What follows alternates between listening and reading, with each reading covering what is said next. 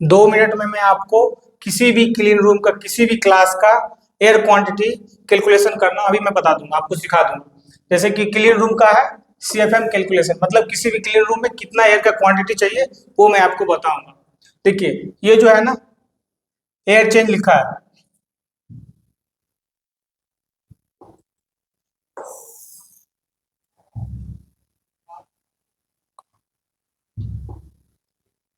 ये ACH है, air change per hour.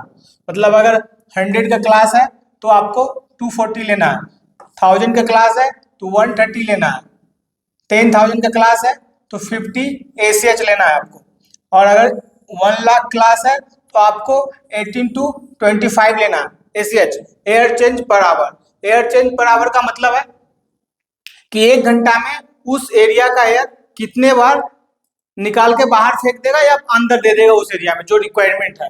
मतलब उस एरिया में जो एयर का क्वांटिटी रिक्वायरमेंट है वो 1 घंटे में कितने बार देगा, अगर सिर्फ आप सप्लाई दे रहे हो तो। ठीक है, तो ये जो हमने देख रहे हैं आप 1 लाख क्लास का, ये 18 से लेके 25 है।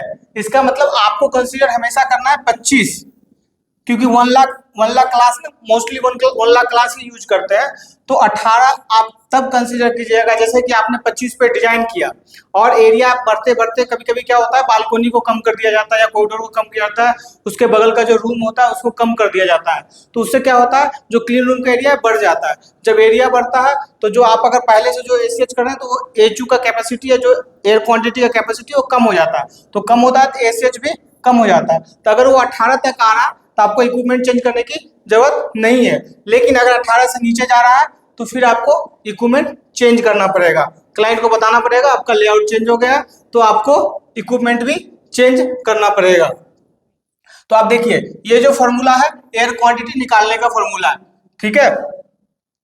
तो ये Q बराबर है वॉल्यूम इंटू ACH, मतलब जो इस एरिया के लिए क्वांटिटी निकाल रहे हैं उसका वॉल्यूम चाहिए हमें और ACH चाहिए। ACH यहाँ पे दिया हुआ है और वॉल्यूम आपको क्लाइंट के दिए हुए डायमेंशन से हो जाएगा। फॉर एग्जांपल देखिए एक ये रूम है जिसका लेंथ 15 मीटर है,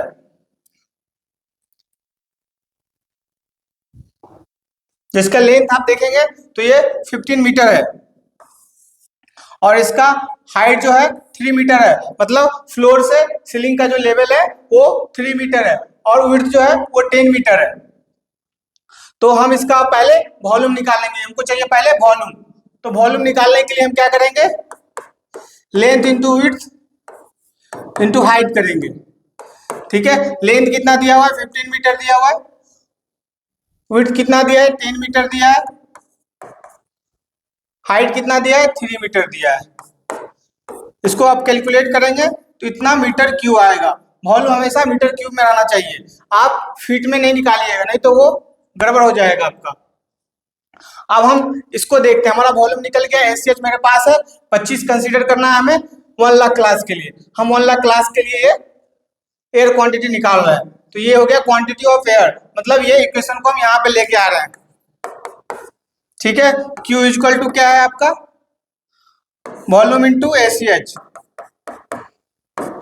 वॉल्यूम हमारा कितना आया, 450 आया है और ACH कितना है हमारे पास 25 है, 25 है, 25 ले लिए हम। ये कितना आएगा,